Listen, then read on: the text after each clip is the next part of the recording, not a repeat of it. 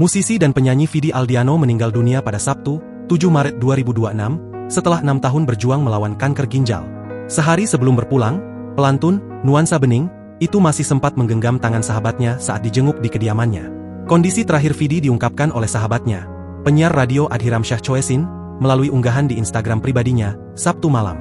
Dalam unggahan tersebut, Adi menceritakan pertemuan mereka pada 6 Maret 2026. Saat itu, ia datang menjenguk Vidi yang tengah terbaring sakit.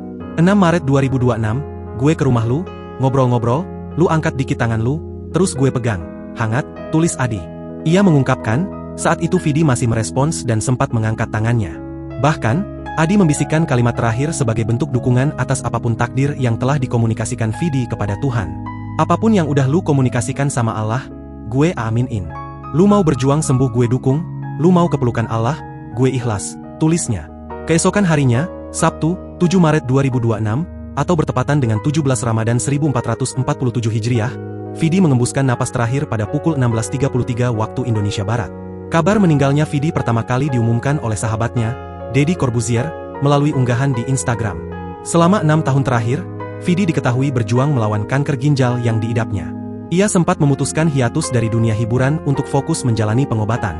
Dalam salah satu unggahannya saat pamit untuk berobat, suami Sheila Dara itu menuliskan pesan menyentuh. Terima kasih kanker, karena kamu, aku belajar banyak selama 6 tahun terakhir. Arti kesabaran, arti berserah, arti ikhlas, tulis Vidi saat itu. Meski berjuang melawan penyakitnya, Vidi sempat menepis kabar yang menyebut kondisinya memburuk dan menggunakan wig saat tampil di sebuah acara. Ia bahkan sempat bercanda dan meminta sang istri menjambak rambutnya sebagai bukti bahwa rambutnya masih asli. Download Tribun X sekarang, menghadirkan lokal menjadi Indonesia.